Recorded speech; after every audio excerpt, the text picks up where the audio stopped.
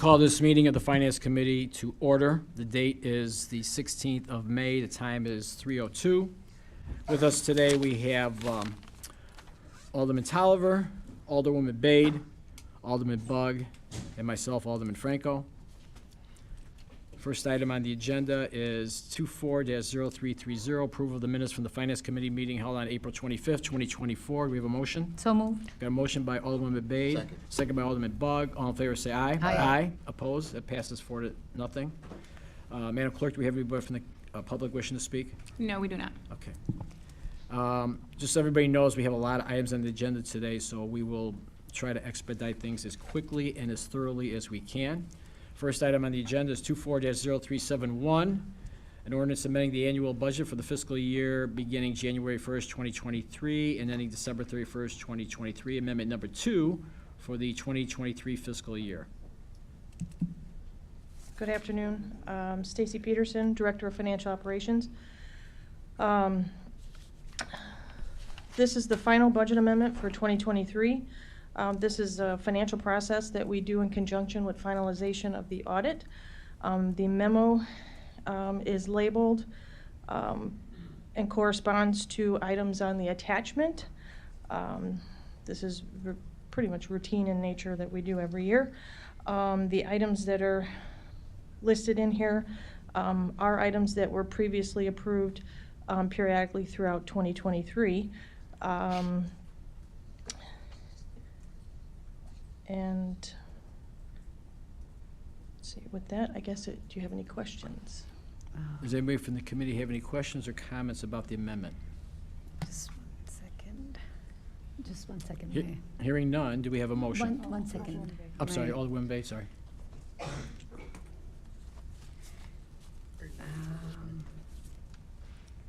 Yeah, it just restarted, so.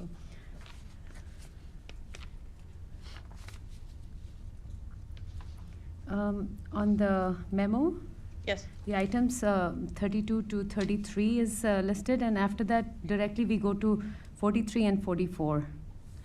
Yes. So- If you look at the periodically throughout here, the memo, the top numbers, 1 through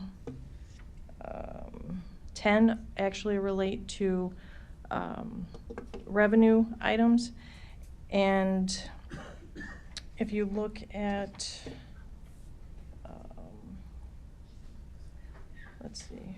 It's where it says item 42, 6. it will Yep. be out of order, because if you look at number 6 and 7, 35 through 42 Okay.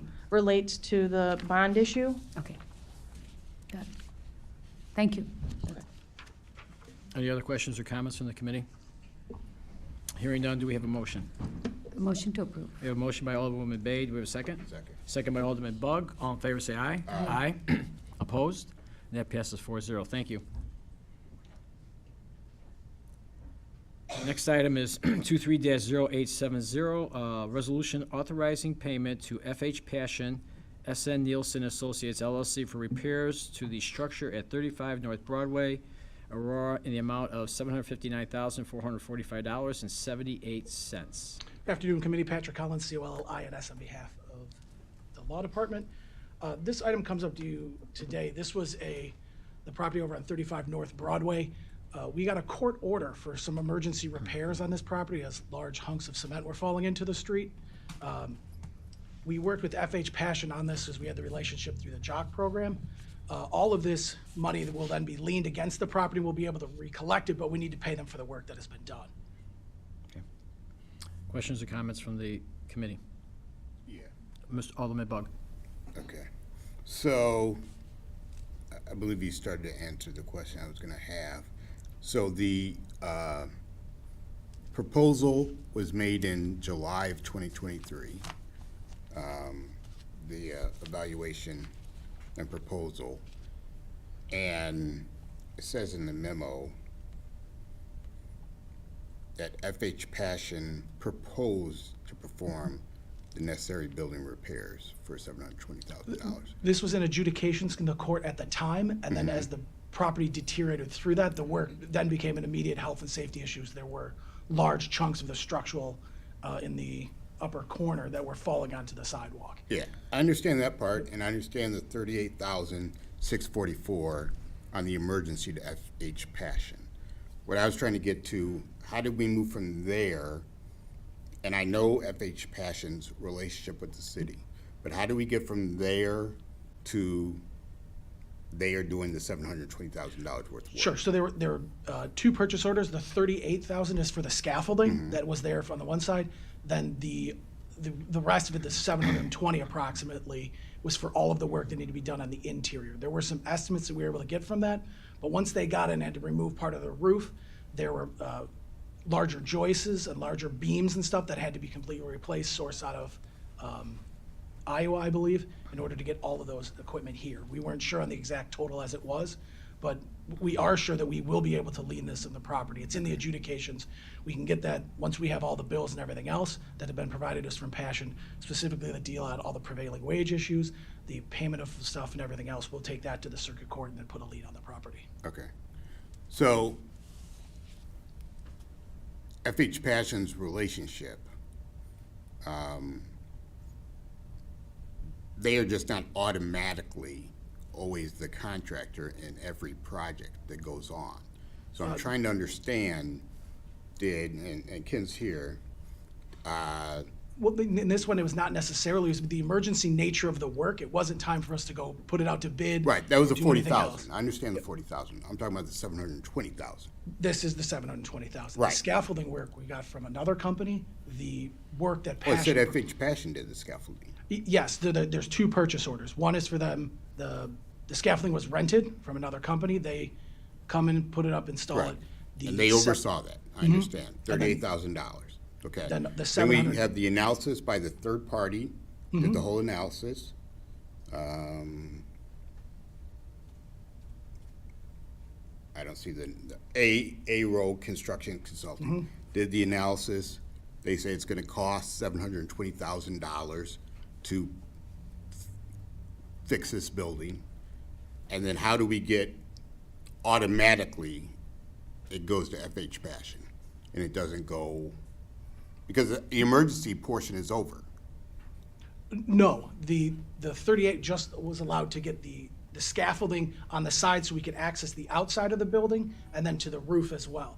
The interior of the work needed a lot of structures, the roof needed repair, and all of that work, that was done by Passion. Right. Maybe, Also, Jim Burchell, Chief Public Facilities Officer.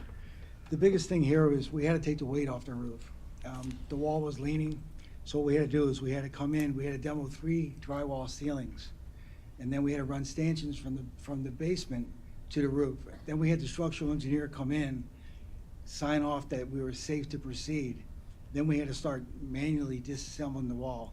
And the one structure, masonry structure that Patrick's talking about, it was a 200-pound piece of masonry which sat on the north, towards the E lot. That's what we were really worried about. That's why we're still an emergency project. okay, yeah, I looked at all the photos. So when they wrote this in July of 2023, and I was trying to look into this document and see the emergent nature continuing.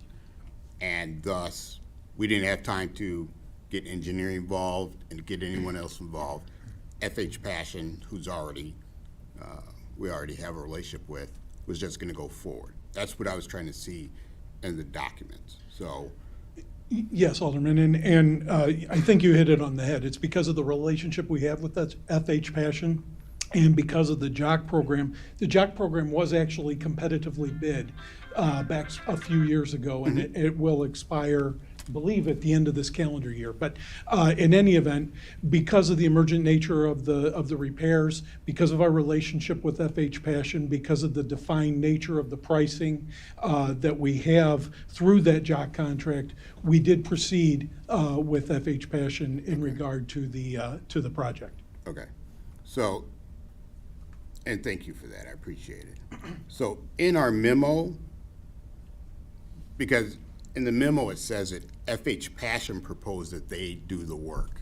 Oh, okay, I understand. Like, Okay. Of course, there's $720,000 to be made. I propose that I do that project. And we went forward. So maybe we just need to We can touch up the. tweak that? Yeah, that'd be great. Thanks. Any other questions or comments from the committee? Hearing none, do we have a motion? We got a motion by Alderman Tolliver. We have a second? Second. Second by Alderman Bade. All in favor, say aye. Aye. Opposed? And that passes 4-0. Thank you. The next item and items we're gonna do here is 24-0076, a resolution authorizing the city of Aurora to enter into a crossing surface installation agreement with BNSF Railway Company for improvements of the crossing of Indian Trail and the BNSF Railroad. And in conjunction with that one will be a resolution authorizing execution of a Phase 2 design engineering supplement with Stanley Consultants Incorporated in the not-to-exceed amount of $37,646 and the appropriation of $80,000 of Rebuild Illinois bond funds for the Indian Trail Signal Edgelon to Highland project. And just so everybody knows, Mr. Wagner's up here now. He's got 7 items here. They're all over the place, and we're gonna condense them, so you're gonna stay up here for 7. I'm gonna move things around, just, so you don't have to go back and forth. All right, All sounds right, good. So we'll start with those 2. Okay, thank you. So this is the Indian Trail project. We've been bringing forward land acquisition purchases and some Phase 3 agreements lately. But the first item is an agreement with BNSF. So they are going to be fixing that railroad track, raising the grade. They asked the city the cost share and the traffic control expense. Normally, we don't do this, but since we have this ongoing project, since we need access to their property to access the signals, and because it's also federally eligible, we said, okay, and we're moving forward with this IGA. Any costs and any other mechanisms related to the federal funds have already been approved by council, so this is just the agreement with BNSF. So I'd be happy to answer any questions. So move to approve. Second. Okay, we have no questions, so we'll start with 24-0076. We have a motion by Alderman Bugg, second by Alderman Tolliver. All in favor, say aye. Aye. The motion passes 4-0. The next one is 24-0365. We have a motion. Motion to approve. We have a motion by Alderwoman Bade. Do we have a second? Second by Alderman Tolliver. All in favor, say aye. Aye. Opposed? And that passes 4-0. Then we're gonna go to number 24-0308.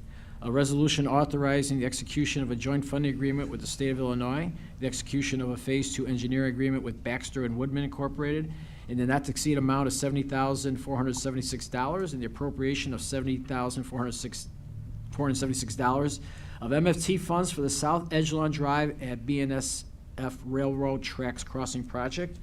And then along with that one, the next one will be 24-0364, resolution authorizing the execution of local public agency amendment number 1 with the state of Illinois, the execution of a Phase 1 preliminary engineering supplement with Baxter and Woodman in the not-to-exceed amount of $24,301, and the appropriation of $21,391 of FFT funds for the South Edgelon Drive at BNSF Railroad Tracks Crossing Project.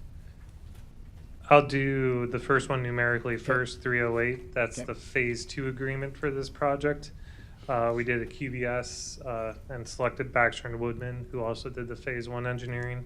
Phase 1's approved, so we're looking to move forward with the Phase 2. It is a 90-10 split, so it's $7,000 out of pocket to the city. We have our various agreements that are with these types of funds at the back. We are asking also to move forward with the Section 1440 processing, which we've done before. Basically means we could get started and ask for reimbursement later with IDOT. I can answer any questions on the project. I do have a question. It says here that the total project construction costs increased from the previously estimated $545,200 to $949,50, and it's due to the additional requirements from BNSF. That seems like a fairly high jump. That's almost double. So, do we not know about that kind of a situation in advance that, oh, by the way, it's gonna be almost $400,000 or $500,000 more than we anticipated? I'm not sure how the initial costs were established, but a lot of the cost increase has to do with costs coming from BNSF. Right. So that has to do with the railroad track material, the gates, the circuitry. So until we initiate the project with them and they dig into the details and they actually give us a cost. So actually, while it has increased, I think it's gonna be down from that 949 based on some recent information we got since I wrote this memo. Okay. So it's still kind of in progress, but we're relying on them for a number Sure. of those costs. And I normally wouldn't bring this up because sometimes we understand that things increase, but that just seems like such a significant percentage increase. That's why I just want to ask about that. Yeah, I think it's primarily just to the unknown nature of those costs, and it's something that we rely on the railroad to provide us. Okay. Any other questions or comments about either of these two items? So move to approve. So we have a motion, Second. let's take the first one, 24-0308. We have a motion by Alderman Bug, second by Alderwoman Bade. All in favor, say aye. Aye. Aye. Opposed? Passes 4-0. And the next is 24-0364. Do we have a motion? Motion to approve. We have a motion by Second. Alderman Bade, second by Alderman Bug. All in favor, say aye. Aye. Opposed? And that passes 4-0 also. Then we will go to 24-0347, a resolution approving an intergovernmental agreement between the City of Aurora and the Wheatland Township Road District for the resurfacing of Wolf's Crossing. So we talked about this briefly when we awarded the East roadway resurfacing contract. We indicated we had some section of Wheeland Township on Wolf's Crossing that they asked us to pave. So this is the actual IGA going through the mechanism of them reimbursing the city for that work. Questions or comments on this item? So move to approve. Second. We have a motion by Alderman Bug, second by Alderwoman Bade. All in favor, say aye. Aye. Opposed? Passes 4-0. The next one we'll go to is 24-0348, a resolution approving an intergovernmental agreement between the City of Aurora and the Sugar Grove Township Road District for the resurfacing of Prairie Street. So similar IGA to the last one. A couple differences is this project hasn't gone out to letting yet. It's also federally funded, but we just need to process this IGA now ahead of the IGA, or ahead of the letting, just so we got everything in line with IDOT. So there's a little bit more language in this IGA, but basically we're fairly confident that the whole project will be 80% federally funded. So the township will just be paying their local 20% in their area. Okay. Questions or comments on this one? Motion to approve. We have a motion by Alderwoman Bay. Do we have a second? Second by Alderman Tolliver. All in favor, say aye. Aye. Aye. Opposed? And that passes 4-0. And then the last one for Mr. Widener is 24-0366, a resolution authorizing the future execution of Phase 3 construction engineering services, supplement with H.R. Green in the not-to-exceed amount of $100,000 and the appropriation of $1,540,000 of rebuilt Illinois bond funds for the Indian Trail Road reconstruction and High Street intersection project. So this is the project on Indian Trail from Mitchell to Church that's been under construction since fall last year. We recognize that the bids came in a little higher, and construction costs have been running a little high due to some necessary field changes out there. So we wanted to come before you to basically get approval for those funds. Additionally, recognizing we had a lot of scope to the project, namely the water main that we have to do, that we're forecasting that our construction engineering is also going to come in higher.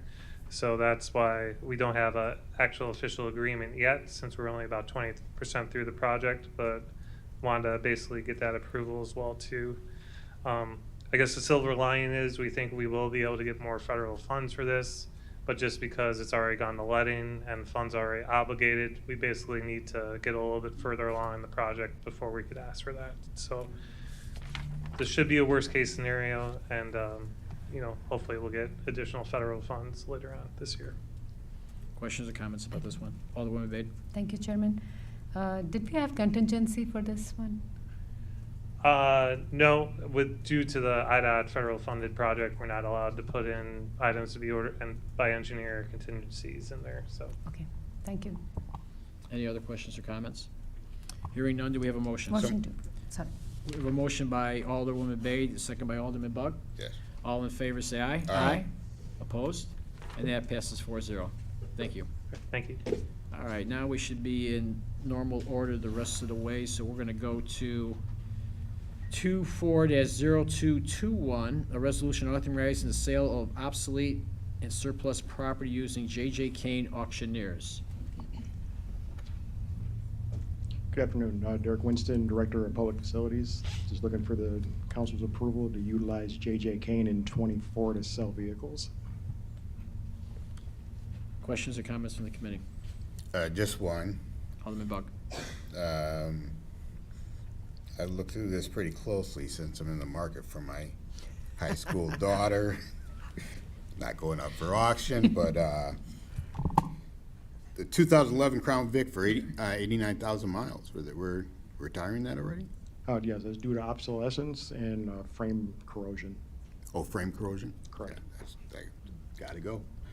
So, you know, we've made fun about this in the past. Are we out of Crown Vics? I mean, we've had those for, we've been selling those for a decade, I think.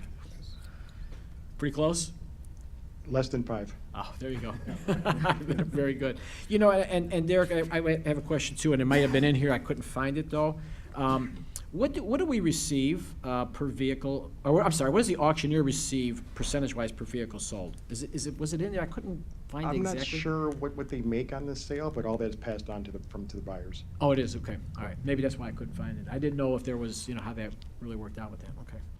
Any other questions or comments? We have a motion by Alderman Second. Tolliver, second by Alderman Bug. All in favor, say aye. Aye. Aye. Opposed? That passes 4-0. Thank you. Thank you. 54,000. Then we'll go to 24-0341, a resolution awarding the McCoy Drive and Cheshire Drive traffic signal installation project construction to H&H Electric Company of Franklin Park for the amount of $520,195.62 and the appropriation of motor fuel tax funds. Good afternoon, this is Rupa Anjanappa from Public Works Engineering. City is proposing a new traffic signal at McCoy Drive and Cheshire Drive. And previously, the council had approved this project for phase 2 engineering. We obviously went through the process, got the IDOT approval, and it was ready for bid. So the project was bid or advertised on April 7th of 2024, and the bid was opened on May 1st. And the qualified bidder was H&H Electrical Company, and that was in the amount of approximately $520,000. So we use the MFT funds, the motor fuel tax funds, for this, and it requires appropriation of the MFT funds through IDOT resolution, and the exhibits are attached to this register item. We do have sufficient funds in the project account, and the staff recommends approval or awarding to H&H Electric Company. Questions or comments from the committee? Alderwoman Bain. Thank you, Chairman. Thank you, Rupa, for the brief details about the project. Is that going to be the normal price going forward?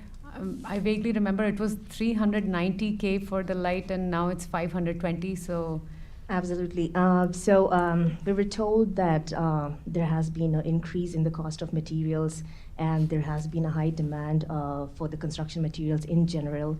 And obviously, there has been an increase in the annual labor rate for the union employees.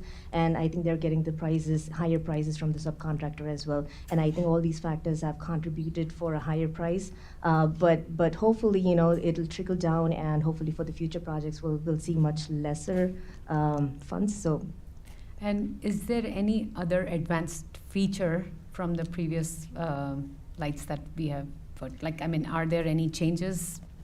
I don't believe so. I mean, it's a 4-legged intersection. You know, we are doing the same amount of improvements.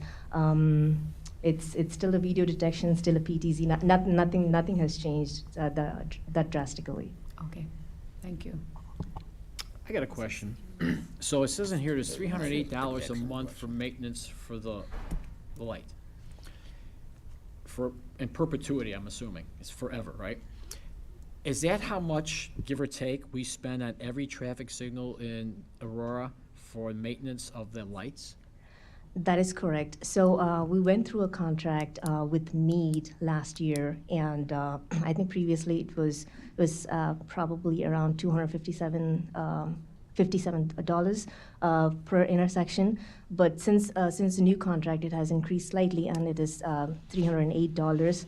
And we'll go through another contract. So the current contract is applicable or valid until 2 years, and after that, we'll have to review it and go through and see if we get better prices for that. But Generally speaking, per month, per intersection, it's $308. So can I make a request that we don't need right away, but if you can get this data for me next month? You know, we always have people that says, I'd like a street light, I want a street light. Not knowing how many hundreds of thousands of dollars cost, and obviously not knowing there's a maintenance fee per month. Could we get that data on how many of those that we have to pay for?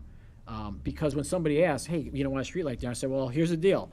$250,000, $300,000 to put it in, and the X amount of months. So they kind of have an idea of what goes into that from when we look at it, you know, financing and all this stuff. They just don't put it in, it's done forever. So if we could get that, you know, when you have time, I think that'd be good for the alderman to have that information. Okay, 'Cause absolutely, there's always yes. gonna be a talking point on that, but I think that's a pretty significant amount. You're talking, you know, $3,500 to $4,000 per light per year. So that seems like a lot of money. It's not really, and that's what the cost is, but I think when the average person hears it, it resonates a little bit more. Okay. Absolutely, All right, yep. thank you. Any other questions or comments? Motion to approve. We have a motion by Alderman Bay, second by Alderman Bug. All in favor, say aye. Aye. Opposed? And that passes 4-0. Thank you. The next one is 24-0342, resolution authorizing the mayor to execute Phase 3 construction engineering agreement with H.R. Green and the appropriation of motor fuel tax funds for McCoy Drive and Cheshire Drive traffic signal installation project. So moved. Second. Okay, I'm sorry, I should have read those together. We have a motion and a second. Do we have any other questions or comments? Hearing none, all in favor say aye. Aye. Opposed? And that passes 4-0. Thank you. Thank you. And then we have another one for you too, okay. A resolution authorizing the execution of a Phase 1 preliminary engineering agreement with Stanley Consultants Incorporated, not to exceed amount of $189,555, and the appropriation of $189,555 of MFT funds for the East New York Street, North Farnsworth Avenue intersection improvement project. So the East New York Street and North Farnsworth Avenue intersection, there was some safety concerns, and this intersection is also identified under the IDOT safety tier. And since there are crashes happening at this intersection, and due to the safety concerns, you know, this was an ideal candidate for a HSIP, which is a Highway Safety Improvement Program grant funding. We applied for the grant, and we received the grant in the amount of $676,000 approximately. And the total construction cost of this project is estimated at $1.5 million. The improvements at this intersection would involve modernizing traffic signal, reconstructing the existing pedestrian refuge islands, resurfacing the intersection, upgrading the street lighting, and, you know, updating sidewalks, ADA ramps, and other pertinent work. So since this project involves a federal fund, obviously, you know, we have to go through the QBS process, and we did the advertising on November 29th, and we received about 11 submittals. Stanley Consultant was selected as the most qualified, and they have submitted the Phase 1 engineering agreement in the amount of $189,000 approximately. And that's attached as an Exhibit A. And since we're using the MFT funds, it needs to be appropriated, and for that, the IDOT resolution is attached as well. We do have sufficient funds in the project account to carry this forward, and staff does recommend approving and executing a Phase 1 engineering agreement and appropriation of the MFT funds. Questions or comments? Alderman Bade. Thank you, Chairman. So do we know, once it's approved, how long will this take? Phase 1 engineering may take up to a year. Once they kickstart the project, and Phase 2 engineering will start after that. So I would say probably summer of 2025 when the Phase 1 will be approximately complete, and the Phase 2 will kick off at that time. And since we had a provision in our QBS stating that we have the potential to use the same firm, you know, we'll look at how they perform, and then, you know, and a separate register item will be prepared at the time and, you know, brought in front of the committee. But anyway, Phase 2 will start approximately summer of 2025, and the construction may happen in 2027. Okay. And will New York be closed, or like will it have some diversion for some time? This is modernizing the signals, so I would assume we may have temporary laneway closures, but all of that would be identified during the Phase 1 and Phase 2, and I don't think that it would be a full closure. Okay. Thank you. Any other questions or comments from the committee? Motion to approve. We have a motion by Alderwoman Bade, a second by Alderman Bug. All in favor say aye. Aye. Opposed? And that passes 4-0. Thank you. Next item on the agenda is 24-0358, a resolution, excuse me, authorizing the execution of an intergovernmental agreement between the Forest Preserve District of Will County, City of Aurora, and Wheatland Township Road District for the Phase 1 engineering services for the construction of multi-use path along Will's Crossing Road located in the City of Aurora and Wheatland Township, Will County, Illinois. Good evening, or good afternoon, Tracy Vasic, Senior Planner with Zoning and Planning Division. Just to give you a little bit of background, in 2016, the Will County Forest Preserve identified Wolf's Crossing Trail as a critical trail connection within the county's bikeway plan, as it was a direct connection from residents and neighbors in Aurora and Naperville and other communities. In fall of 2021, they did a feasibility study to analyze the potential for an off-street trail system along Wolf's Crossing Road.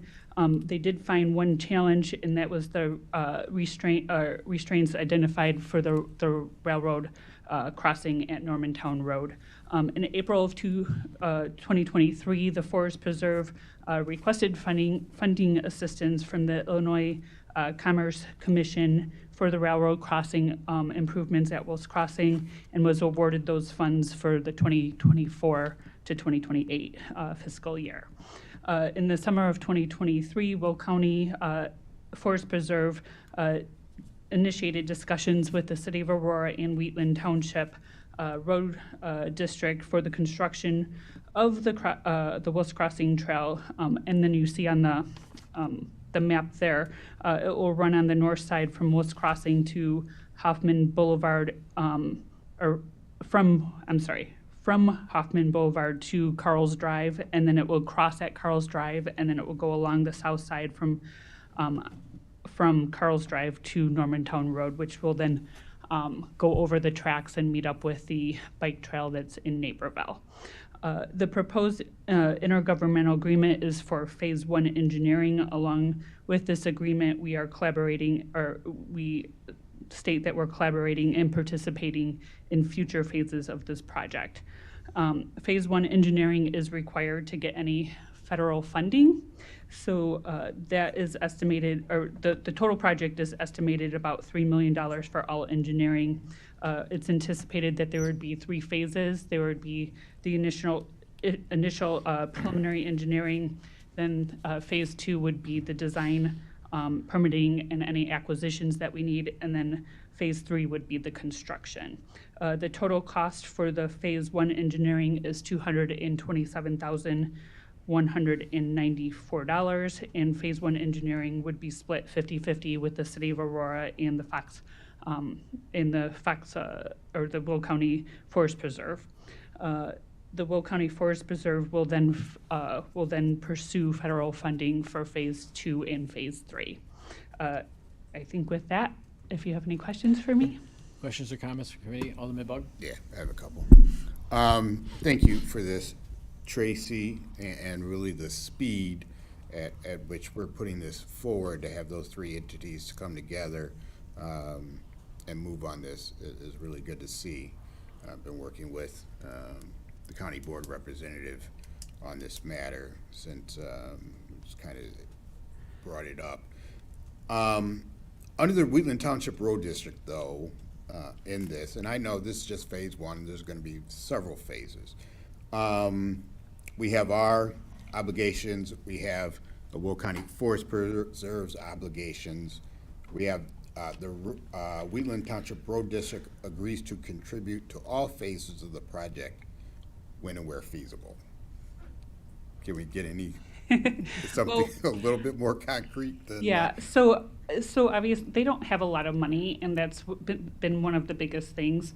However, they are going to then take control of the road or of the path once that it is built. So they will maybe not fund as much of the upfront funding for the construction, but then they will take maintenance after that for forever. Yeah, maintenance in the unincorporated area. Correct. Is it possible, and I'm just throwing it out there, that they take maintenance of the whole path, including the portion behind Lakewood Valley?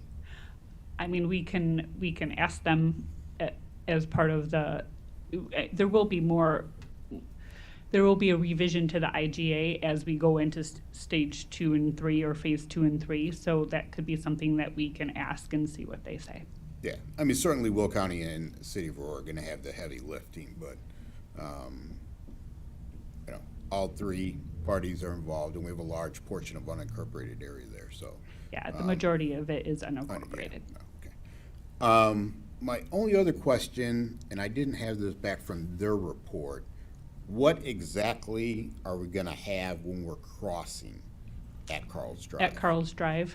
Well, we haven't got to that phase, so I can't tell you that yet. Okay. Until we actually thought they design had it, yeah. Until in we their mind a actually proposal. engineer it and design it, Okay. we haven't. You don't wanna guess. I That's don't wanna fine. guess. That's fine. People will ask that question, that'll be their first question, that's the reason it was my first question, so, And when we figure that out, I'll let you know. right. thank you so much. Good. Any other questions or comments? Hearing Motion none, to do we have a approve. motion? Motion by Alderwoman Bade, second by Second. Alderman Bug. Excuse me, all in favor, say aye. Aye. Opposed, and that passes 4-0. Next item on the agenda is 24-0363, a resolution authorizing the renewal of the line of credit in the amount of $10 million with Old Second National Bank for a one-year term expiring on June 30th, 2025. Thank you. Chris Minnick, Chief Financial Officer for the city. Historically, the city has maintained two lines of credit that we utilize for short-term financing needs, particularly contributions to economic development projects or land purchases when bond financing is not practical. We maintain a line of credit with Old Second National Bank in the amount of $10 million. And historically, we had also had a line of credit with Fifth Third Bank in the amount of $15 million. The Old Second line of credit expires on June 30th, and it does need to be renewed. The line of credit with Fifth Third was actually paid off during calendar year 2023, and we will not be seeking renewal of that line of credit. We currently have approximately $6.7 million on the Old Second line of credit, and we will investigate opportunities to pay down that balance as they present themselves over the coming months. Typically, when we get reimbursements for development projects or incremental revenues back related to the issuance of the line of credit, or we issue long-term debt related to the line of credit, we will use those opportunities to pay down those short-term financing vehicles. Staff does recommend a one-year renewal term to expire on June 30th of 2025, and terms are unchanged from the expiring line of credit. I'd be happy to answer any questions that you may have at this point. Questions or comments from the committee? Hearing none, do we have a motion? Motion by Alderman Tolliver, Second. second by Alderwoman Bade. All in favor, say aye. Aye. Opposed? And that passes 4-0. Thank you. Thank you very much. Next item on the agenda is 24-0376, a resolution transferring the Finish Line grant and allocated funds to Invest Aurora to provide incentives for recruitment, expansion, and upgraded building stock to businesses throughout the city of Aurora. Good afternoon, everybody. David Debo, Director of Economic Development, Mayor's Office of Economic Development. I'm going to introduce this item, which will really be handled by Loretta Daly, Chris Faber as well, at Invest Aurora. It involves the transferring of the Finish Line grants in general, but then specifically in terms of this year, because it is a budget item in the an approved budget item in the 2024 budget. And we're recommending a transfer of the administration of that program to Invest Aurora. Historically, it has been with Invest Aurora. There was a transition going on in Invest Aurora, and at that time, the city took it over, and we think it's appropriate to transfer back. So with that, I'm just going to introduce Loretta. Good afternoon, Loretta Daly, Acting President and CEO of Invest Aurora. As David indicated, especially after this last grant cycle, we have been working closely with the Mayor's Office of Economic Development to look at the Finish Line Grant Program, to make any recommended revisions to the program from both of our perspectives, as we've both administered the program. And we are in full agreement with the recommendation coming from the Mayor's Office of Economic Development that Invest Aurora is the appropriate location for this. We are set up basically to administer these types of grant programs and along with our loan programs. I'm happy to answer any questions you might have about the program itself. We're looking forward to having it back with Invest. Well, I'm going to start by saying I'm glad that we're not just using funds for downtown Aurora, because Aurora's a big city, Yes. and we got a lot of businesses out there that could use help at some certain times. I did see, and I don't know proportionally if this makes sense, but we have $375,000 in grants, and it's going to cost us $90,000 to administer it. I'm almost glad we don't have more money to cost us more, because that seems disproportional. No, That costs $90,000 to give away $375,000. No, So I clarify that understand. on me. I'm having a hard time reconciling that. I understand. I understand your concern there. The $90,000 represents the money that was removed from Invest's contract to facilitate grant and loan programs. So at the time the transfer back over, $90,000 was reduced from our budget. So this is reinstating that. So it's more than just for the grant program. It is also the administration of our other loan programs, which has been picked up by other staff. So I would make a suggestion that going to COW, we kind of detail that a little bit different. Sure. 'Cause everybody's gonna look at that doesn't Absolutely. sound proportional. But based on the way you said it, yeah, that makes sense because of what's happened in the past. Okay, I just wanna Yep. make sure. No, I appreciate that. Okay, thank you. Alderwoman Bade. I don't have a question, but I just wanted to say thank you to Loretta for all your hard work Oh, and thank you. congratulations on your retirement. Thank you so much. Any other questions or comments from the committee? Hearing none, do we have a motion? Motion to We approve. have a motion by Alderman Tolliver, second by Alderwoman Bade. All in favor, say aye. Aye. Aye. Opposed? And that is approved Thank you. 4-0. Thank you. And the last item is for information only at this time. It's 24-0339. It's a resolution authorizing the execution of a redevelopment agreement providing for the conveyance of city-owned property located at 7 South Broadway, a city grant in the amount of $413,547, and a forgivable loan in the amount of $413,547 to Frontier Development LLC, owned by Conrad and Kurt Hurst, in partnership with restaurateurs Chris and Megan Curran, proprietors of Graceful Ordinary in St. Charles. Thank you, Mr. Chairman. As you indicated, this is really for informational purposes only. That said, I'm going to try to be as comprehensive as I can. You know, we really always value this forum, and any questions and comments, whatever, we really welcome to understand it. The only reason it's not in the official capacity is what underlines this resolution is an RDA.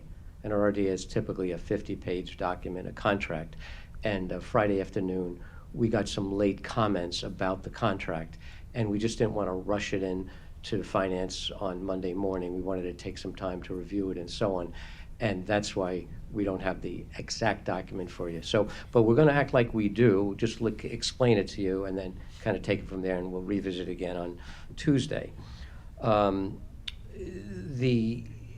as you said, Mr. Chairman, this regards an enticement, an incentive for the proprietors of Graceful Ordinary. I'm going to start by turning this over to Alex Minella. There's an Italian flavor to this restaurant, and even though my last name ends in a vowel, I do think that it's more appropriate for Alex to start with this. So I'll be right there.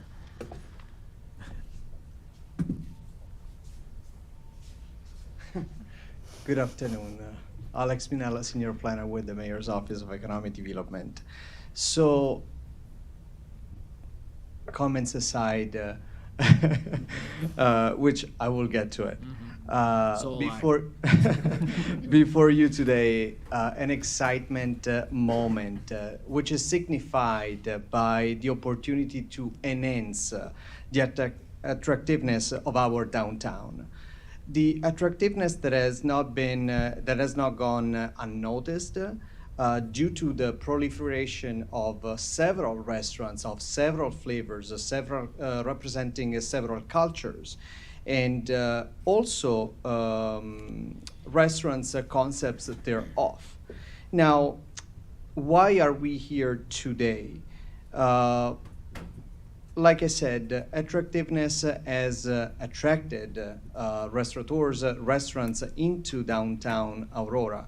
Restaurateurs have been sniffing around, been scouting around the sites that could be most appropriate for their concepts.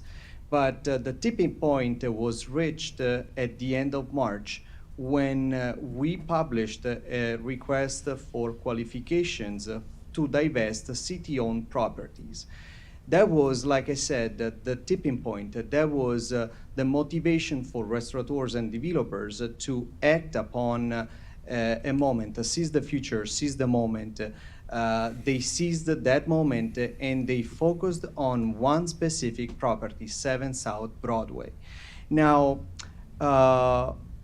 who's behind this redevelopment agreement, which will be brought to you before you officially in its official capacity before COW this coming Tuesday? It's Frontier Development LLC in partnership with Graceful Ordinary. Conrad Kurt Hurst, the principals of Frontier Development LLC, and Megan and Chris Curran with Graceful Ordinary.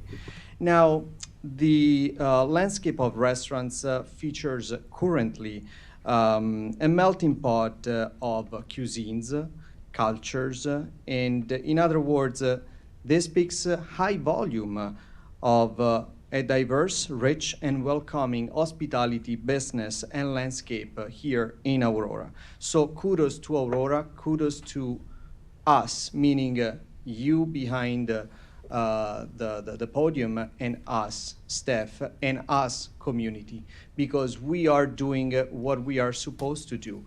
We are attracting people, we are attracting businesses, we are retaining businesses, and we are succeeding. With this being said, I also wanted to spend some time to put some remarks on what is considered Italian and what is not. So, yes, we know this is officially known to be an Italian concept, but there are some diversification among different restaurants of the same general cuisine. So we also know that in Aurora we have several Mexican restaurants as they are known, but each and all restaurants in Aurora represent their own uniqueness, their own unique culture, region, flavors, and flavors and cultures of their own origins. Same for the Italian concepts. We have an Italian restaurant opened and successfully opened on New York Street. That would be classified as a white cloth restaurant, characterized by medium and higher price points per menu items. Usually those white cloth restaurants are for formal dinners or lunches. And to some extent, sophisticated venues. But this restaurant sets its aside. Why? Because this restaurant that will be brought to your attention is an osteria, or bistro, for the lack of better term. What is an osteria? Osteria is a restaurant, a concept that in Italy focus the attention and the importance on the owner of the restaurant himself, because it's known, at least overseas, that osterias are a mid-price point restaurants where the customers can entertain dialogue almost with the owner, with the restaurateurs. So It's a friendly way to attract more people, and it's a niche restaurant on its own. And we also know that this city council, this own very council, approved an Italian restaurant on River Street. That restaurant is different than the previous two that I just mentioned. This one, Graceful Ordinary, bringing their concept called Vicolo, and the Italian restaurant on New York Street called Amore Mio. The concept on River Street will be more a trattoria, or a restaurant where it's very, could be informal, where larger groups of people could enjoy Italian recipes, different dishes, and so forth. And this would be right there in the middle, trying to and successfully reach that larger community that wants a quick drink or meal, lunch, dinner time. And also, this is an opportunity to revitalize the Skinny Park, which was for years underutilized. As part of this RDA, the city will also commit to renovate the Skinny Park, and that will be done in conjunction with efforts with Public Works and Economic Development. The Skinny Park will feature a middle walkway, so centered walkway, and areas where patios could be featured on the north and south side of Skinny Park, so that 7 South Broadway will have the opportunity to, Graceful Ordinary, Vicolo, will have the opportunity to feature tables there. But down the road, because 13 South Broadway is part of the RFQ that we shared at the end of March, that could also be another opportunity for development for a possible new restaurant. So, are you, I'm done. okay. And should you have any question on this, I'll be more than happy to answer. David will also focus on the financials of the deal. And I Dave, you wanted wanna- to share with you the RFQ. Okay. Dave, you want to continue before we ask It's up questions? to you.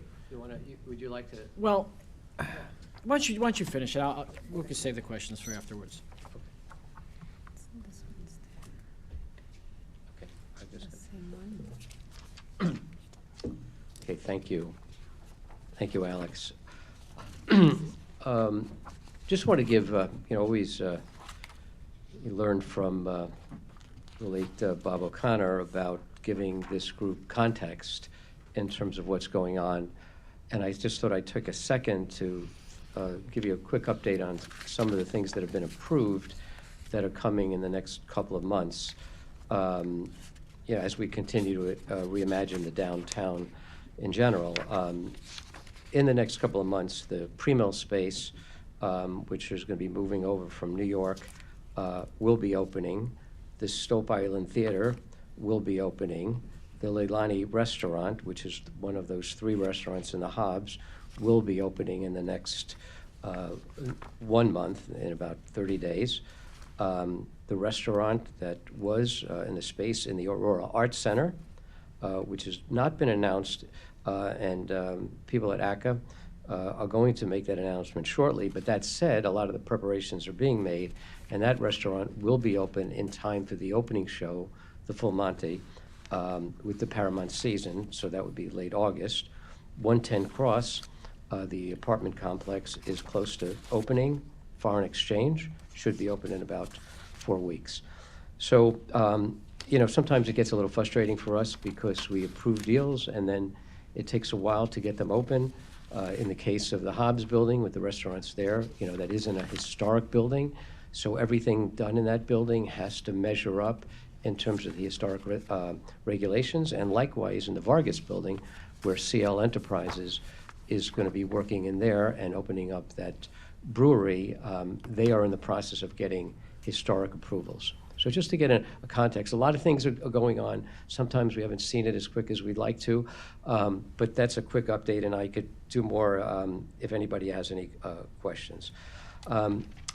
So as we speak about some of the financial aspects, one thing that strikes me very directly is how expensive everything has gotten in the construction business.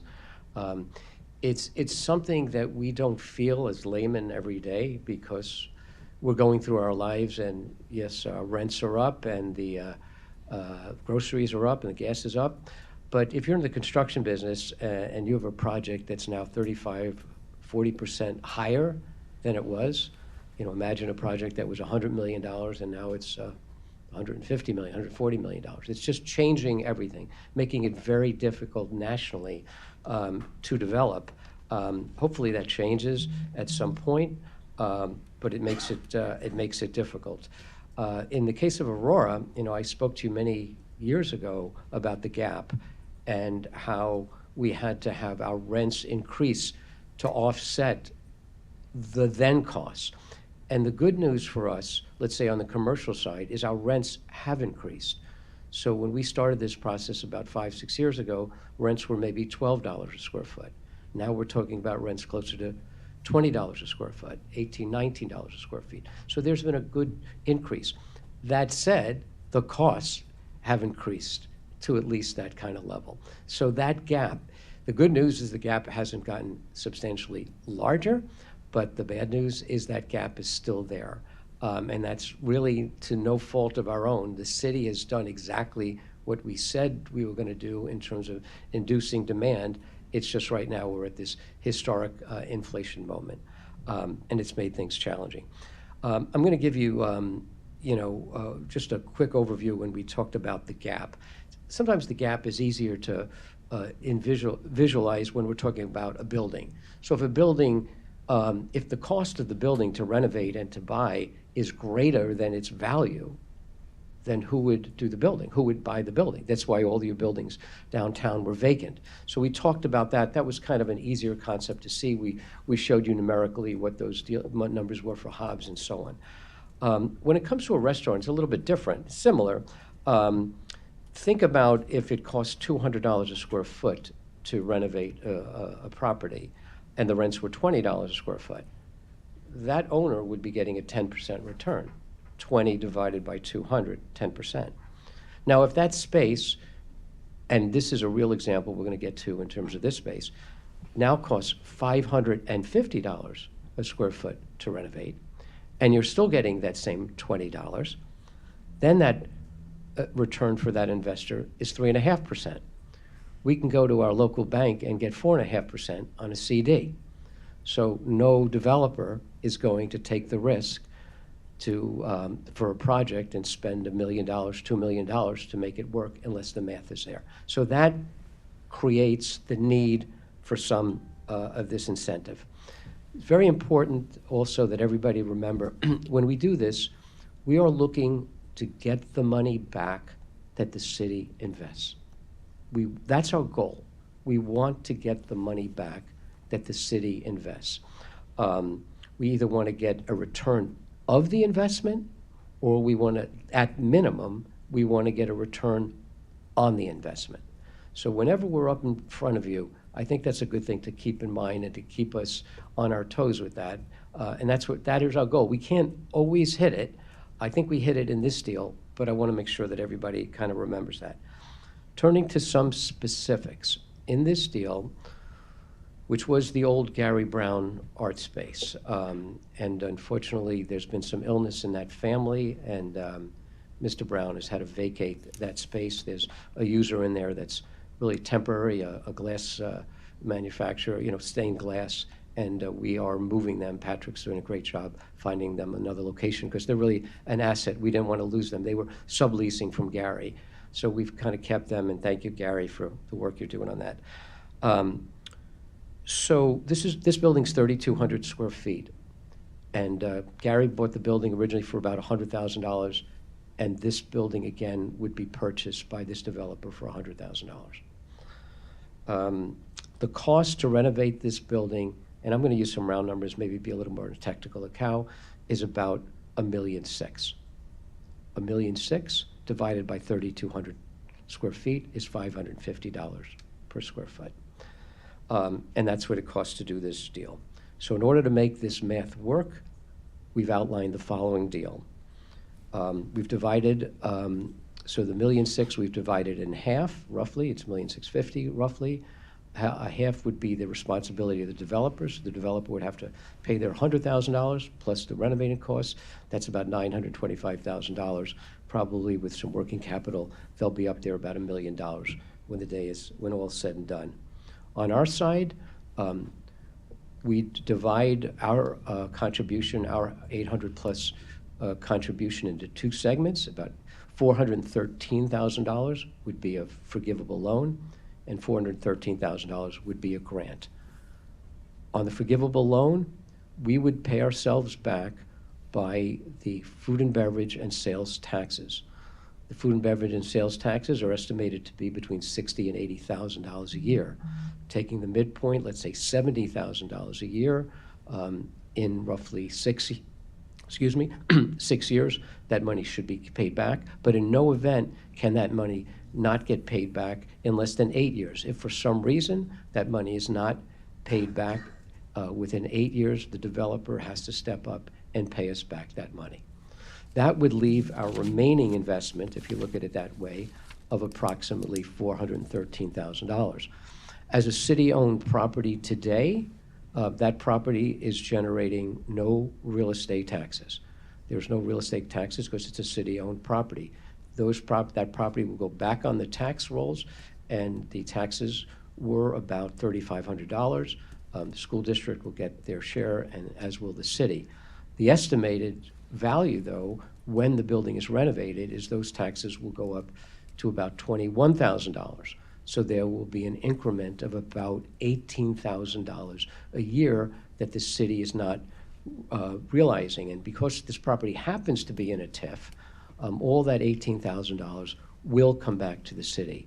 That $18,000 divided by the $413,000 gives the city a return of about 4.5%.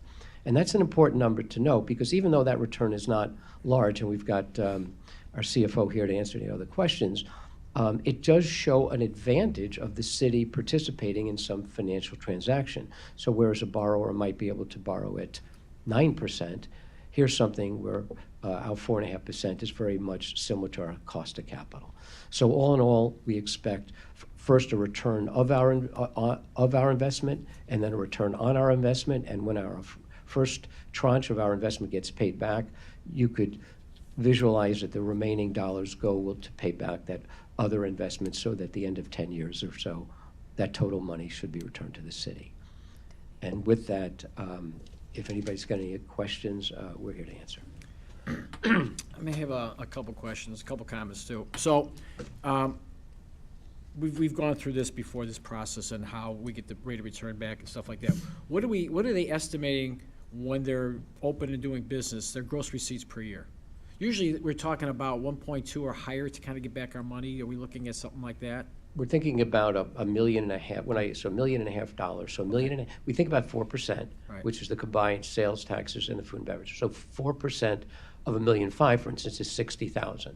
When I said 2 million would be 4%, that's 80,000. So I said between 60 and 80, and my quick example, I used 70,000. Okay. And the skinny park will be used for outdoor seating. Water Street Mall, no?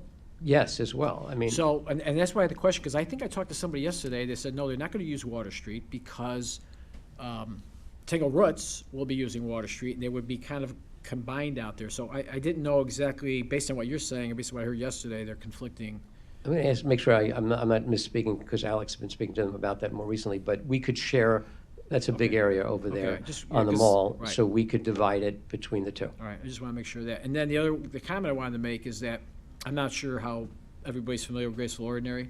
I've been there a couple times, and from what I understand, it's outstanding. And what I understand, they are pretty close, quality-wise, to maybe earning a Michelin star.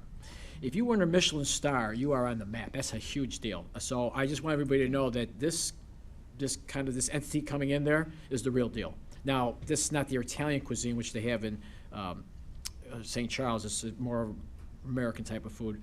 But these chefs got it going. So it's a pretty good catch to have come over here. I just want to throw that out there in case anybody wasn't familiar with that. Thank you. Um, Yeah, we just know that they were being solicited by many, many different Yeah. municipalities. Yeah. And I have to say, we were there a number of times. They came down, and they fell in love with our city. They fell in love with that building. Yeah. And we've been working since. Okay. Questions or comments from the committee? Alderwoman Bade. First of all, I want to say thank you to Dave and Alex for giving us details about the restaurant and the menu and other details. A few questions that I have is, when is it going to be back on tax roll? It's under TIF 10. Well, as soon as the title transfers, so the Okay. title should transfer probably within the next 2 months. Okay, so right away. Right away, right away. Okay. And what is the capacity of this place? Alex, do you know? They are thinking about up to 100, 110, Okay. And not including the outside. not including the outside. Outside, Right, okay. the outdoor. And since they've given us the cost of construction estimate, can they provide us with any kind of picture or design that they have in their mind? Right, Before yes. the As COW. part of your packet that will be coming pretty soon, you will see some evocative pictures, and the floor plans will be coming. Most likely not for COW, but as soon as we get our hands on the floor plans and renderings, you will be the first ones I will reach out to. And the petitioners are, The petitioners will be here on Tuesday, the developer and the restaurateurs, Chris and Megan Curran as well. so we can expect pictures by city By council? COW, yeah, by City COW council. for sure. I have those as part of the packet that you will be reviewing with the RDA and so forth. Okay. You will have also the timeline and everything broken down. Okay. If you go to that restaurant in St. Charles, it's a fairly sophisticated build-out. So why we were excited about this project is you've got a real professional builder combined with a real professional food and beverage team. And I have to say, that's a difficult combination. You might get a great chef, but they're not necessarily a developer. You might get a developer who wants a building, but not necessarily a user. So I think to have the combination of the two is a good thing. So they will have two restaurants? They will have two. This is yeah. the second one. This is the second one. And since Alex mentioned about the owner, so owner will be staying at St. Charles or here, or? Yes, they'll be both, because it's a husband and wife team, so Okay. they'll be coming back and forth. And now that Graceful Ordinary is running pretty well, they'll be spending substantial time here. And they expect to open for lunch and dinner? both Yes, Throughout yes. the week, okay. Thank you. Alderman Bug? Yeah. So, the restaurant in St. Charles, is it adjacent to the Arcada Theater? Is it in it? Block away. A block away? And this developer owns the Arcadia Theater. Yeah, I read that. Yeah. A block which way? I'm trying to, I I've think- been to the theater I many think the times. Arcada is to the east, the block to the east. Yeah. Because the Graceful Ordinary is right on the river, literally looking over the river, Okay. so it's a block to the east. Okay. Correct, Alderman. Yeah, the restaurant itself sits about a block west of the Arcada, right on the river. That would be the southeast corner of the river. Yeah, right. And 64. Okay.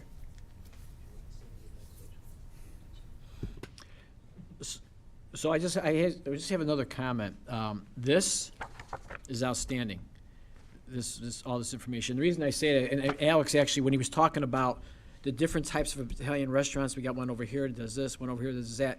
For us, when we have to absorb, whether it's just this committee or the whole, to get the pieces of the puzzle together, what's going on, we do need updates all the time, because, some of these things we approved 3 years ago. Yeah. And how does those pieces of the puzzle all of a sudden fit with what's going on? We got Italian restaurant here. So it's very important to keep us apprised of that. You guys do this every day. We don't see it. So it's good to know that we got an Italian restaurant that does this over here, and we'll have a Greek one over there, and these Mexican ones do this, and they're a little bit different. So that's good to know, so we don't say we're approving something. We're putting two Osteria's type of restaurants right next to each other. So I'm thank you for that, because it really helps us out. It's just so complicated at times what's going on. I can't imagine we were thinking about it as we were talking about this, especially when we're coming asking Right. for an incentive. It's like, wait, what about this? What about that? Where is that?